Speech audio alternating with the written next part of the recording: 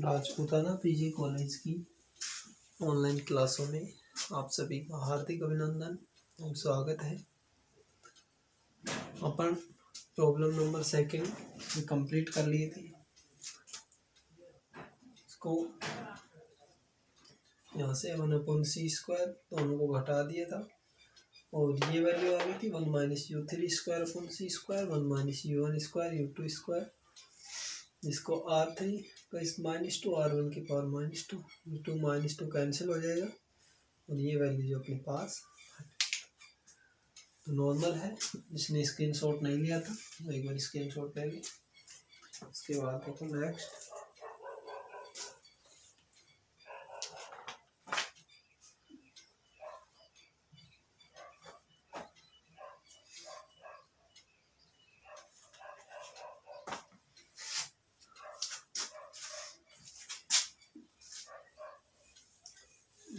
देखो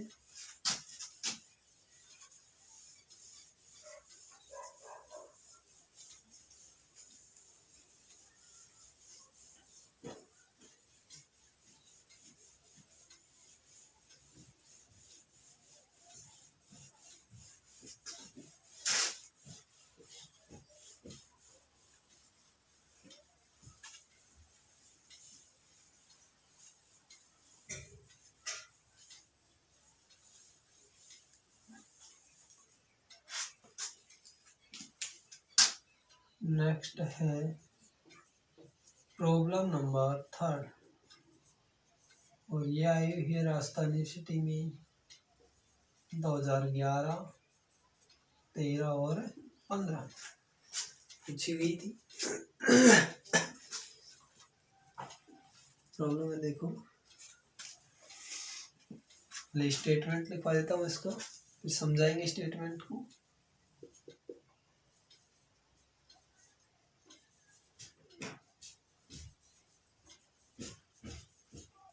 An electron A, capital A, moving with velocity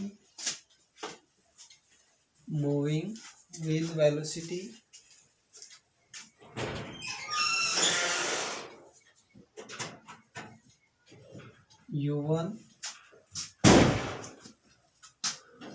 relative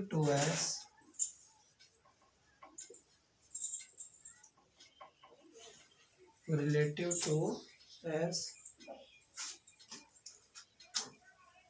या लिख सकते हैं एन इनर्शियल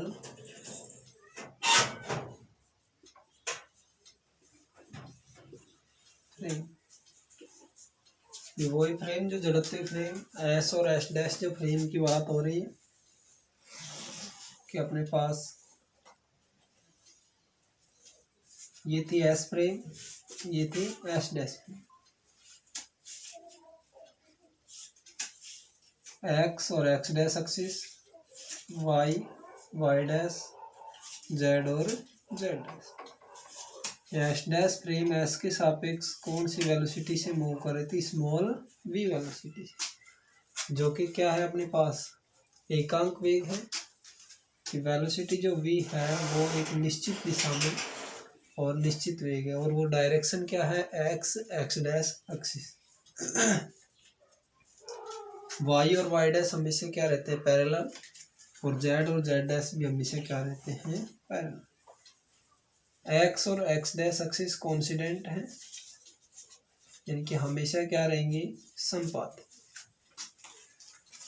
जो ऑब्जर्वर्स हैं वो कहाँ पर स्थित रहेंगी? ओ और ओ डैश।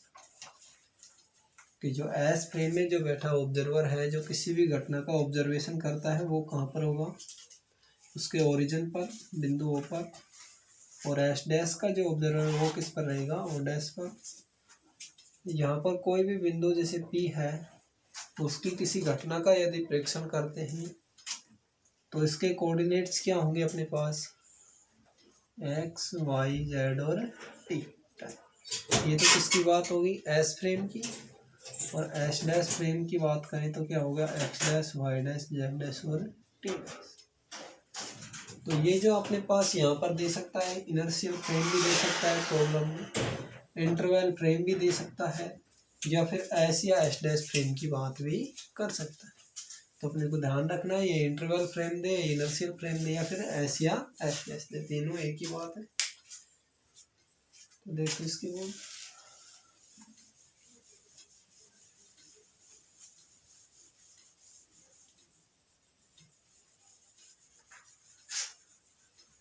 तो एन अपन लिख लेते हैं inertial frame, to an inertial frame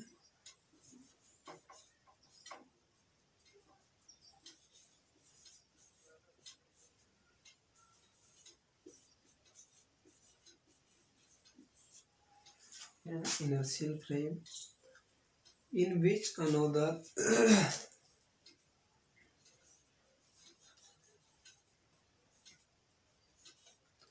in which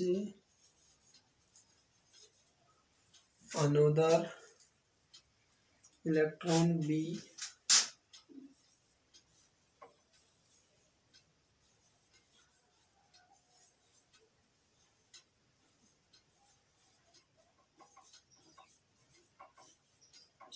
as at rest, क्या है, रेस्ट में है,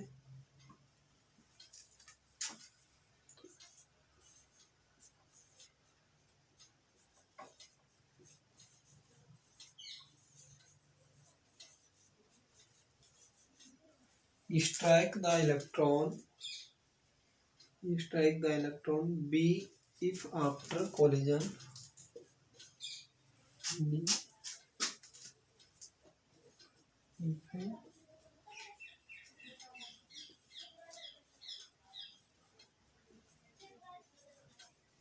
if after collision their direction of motion, their directions of motion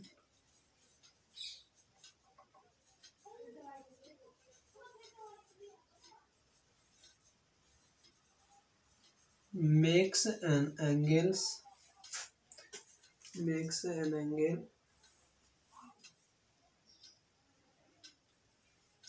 theta and phi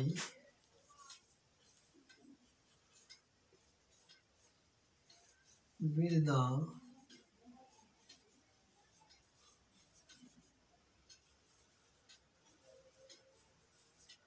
original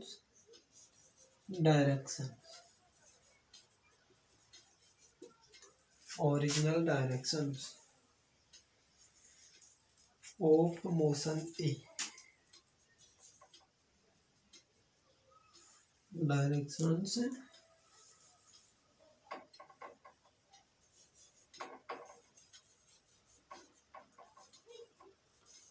of motion A, then prove that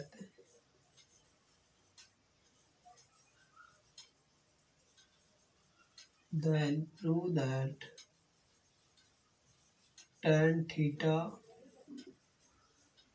tan phi is equal to 2 upon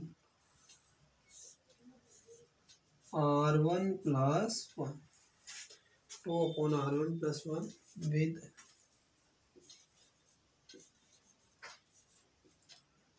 r1 का square, या फिर क्या दे रखा है, r1 square 1 minus u1 square upon c square is equal to 1। Note करो इसको, फिर इसका मीन समझाएंगे अपन, चलो नोट कर लो।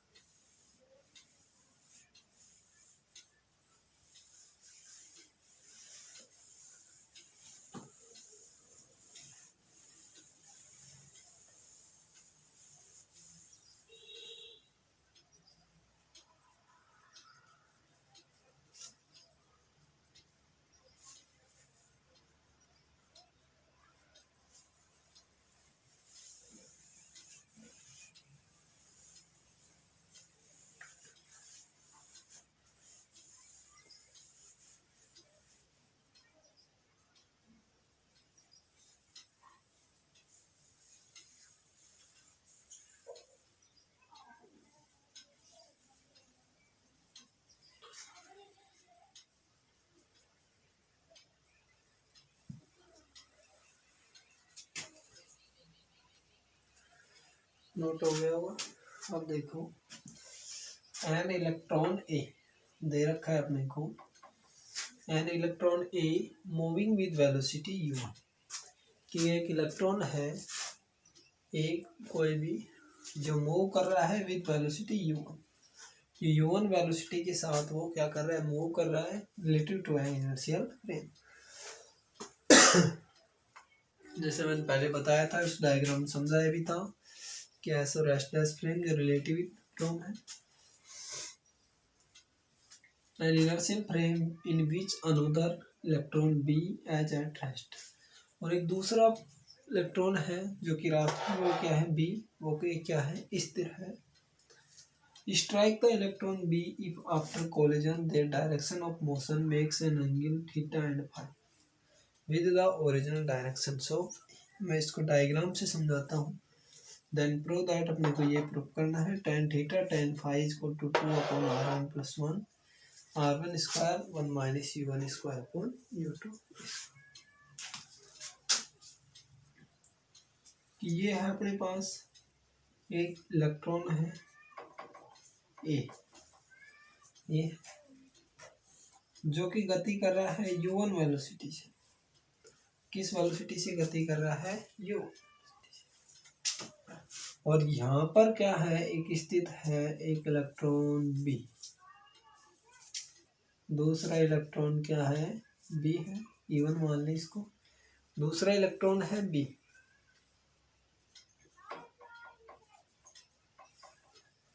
एक इलेक्ट्रॉन क्या है, ए है, दूसरा इलेक्ट्रॉन है बी।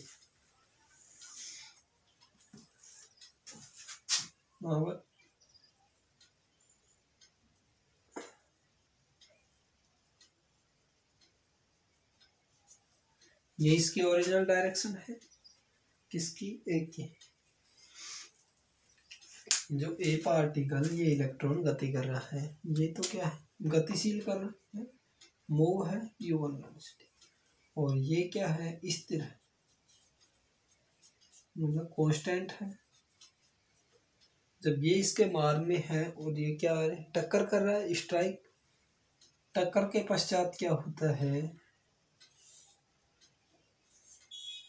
इनकी क्या हो जाती है दिशा, ये क्या है उनकी ओरिजिनल डायरेक्शन, और ओरिजिनल डायरेक्शन से क्या हो जाते हैं, विक्षेपित हो जाते हैं थीटा से और फाई से, थीटा और फाई से। और ये तो क्या हो जाता है, थीटा होने के पश्चात u1 बार वेलोसिटी से, u1 वेक्टर से, और ये u2, ये तो u2 वेलोसिटी, u1 बार, और ये क्या होगी, u2 बार। तो ये इसके क्या हो गया अपने पास, एरिया और अनुप्रस्थ वेग भी मान सकते हैं, या फिर ये क्या हो गई इसकी क्षैतिज घटक व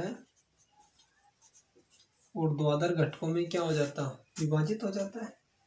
एक एंगल क्या बन गया, थीटा, और एक क्या बन गया, फाई। इसकी वेलोसिटी u1 बार u2 बार। एक की जो ओरिजिनल वेलोसिटी है उससे क्या हो गई, ये विक्षेपित हो गई u1। ये सिमिलरली उसी प्रकार से है, जैसे मैं एग्जांपल देके समझाता हूँ एक और, कि अपने पास ये है, ये अभिलंब है, और यहाँ पर अपने पास क्या है, सन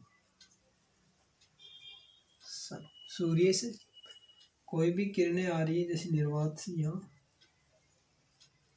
तो इसकी ओरिजिनल डायरेक्शन तो क्या है, ये कि यहाँ से जो किरण आ रही है ये तो यहाँ से टकराती, ये क्या है, विरल माध्यम, और ये क्या मान लिया अपन ने, क्या है, सघन माध्यम। तो विरल से जब सघन में प्रवेश करेगी तो उसके क्या होगी, मार्ग से विक्षेपित होगी, और मार्ग से विक्षेपित अविलंब की ओर आएगी। तो ये क्या हो जाती है, एक्चुअल डायरेक्शन, ये इधर एक्चुअल डायरेक्शन तो ये थी, परंतु ये क्या होगी, विक्षेपित होगी। तो ये इसके मार्ग में क्या आ गई, बाधा आ गई, रुकावट आ गई, उसकी वजह से इसकी वेलोसिटी कम हो गई। इसी प्रकार से हम इसकी ये क्या, टक्कर के पश्चात इधर से, और ये इधर, तो उसको फिर क्या बोलते हैं, परावर्तन। तो अपने पास ये क्या होगा, इसके क्षैतिज और ऊर्ध्वाधर घटकों में विभाजित होगा। दूसरा दे रखा है R1 की power 2 1 minus U1 square U2 square equal to 1। तो इसको ये भी तो लिख सकते हैं R1 स्क्वायर इक्वल टू क्या होता है 1/1 minus U1 square upon C square, यही तो होता है। तो R1 स्क्वायर करेंगे तो ये दोनों बताओ आपस में क्या मल्टीप्लाई करेंगे तो ये वैल्यू क्या हो जाएगी 1 हो जाएगी, कैंसिल हो जाएंगे। तो इसका मतलब क्या हो गया R1 स्क्वायर इक्वल टू क्या है। और R1 R2 वही, क्योंकि M1 जो A इलेक्ट्रॉन है ये भी मूव कर रहा है U1 वेलोसिटी के साथ, तो इसके मास में भी क्या होता है परिवर्तन होता है। और वो परिवर्तन किससे दर्शाया U1/C स्क्वायर से। इसके मास में कोई परिवर्तन नहीं होता है बीके में, क्योंकि ये क्या है स्थिर है कांस्टेंट, और कांस्टेंट है तो उसके मास में कोई परिवर्तन नहीं होगा, यानी स्थिर है गतिशील नहीं है। जो मास वेरिएशन ऑफ मास कहता है कि कोई भी पिंड जो वेलोसिटी से गति करता है तो उसके मास में परिवर्तन होता है। नोट कर लो इसको।